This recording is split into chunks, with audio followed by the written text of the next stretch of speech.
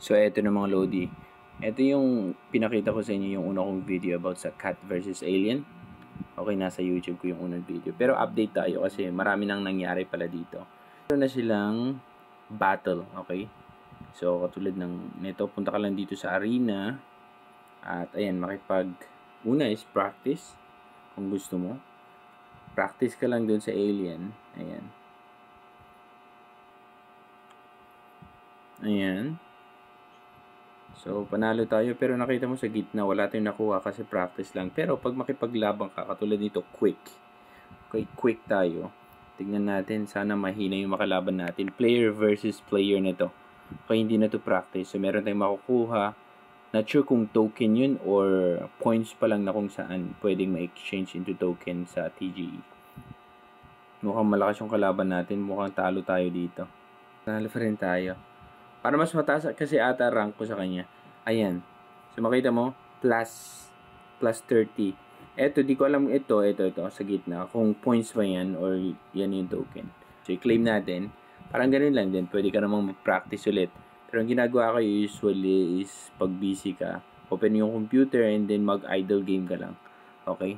Tapos, ayan, check-in araw-araw dito. Okay, naka-check-in ako.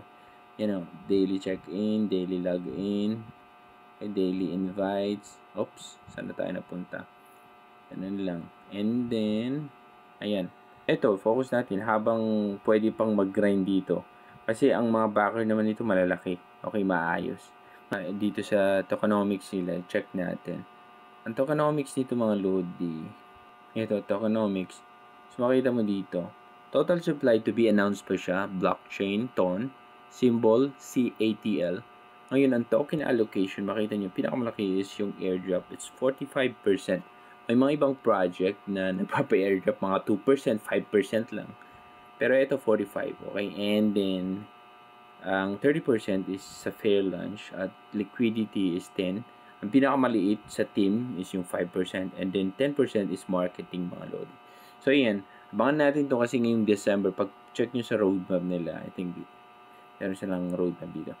Roadmap dito, ayan. July 2024, in progress. Idling and merging mode. Ito na yung ginagawa natin lagi. Daily quest, referral campaign, leaderboard. Now, pumunta ka dito sa August, di pa. Mukhang tapos na ba? Ito pa lang. Ngayon, papunta ka dito sa may September. Audit na. Dito na. Sa 4th quarter. Sabihin na lang natin December. So, TGE, 3D character NFT. Maganda siya eh. Kasi may mga character na kung saan pwede ka maglaro din. Palakihin mo, palakasin mo yung cat mo. At makipaglaban ka sa mga aliens. Okay? So, talagang Web3 gaming. Okay? So, yan. Ang update natin dito sa cat versus alien. So yan. Check nyo yan mga Lodi at i-grind nyo kung gusto nyo.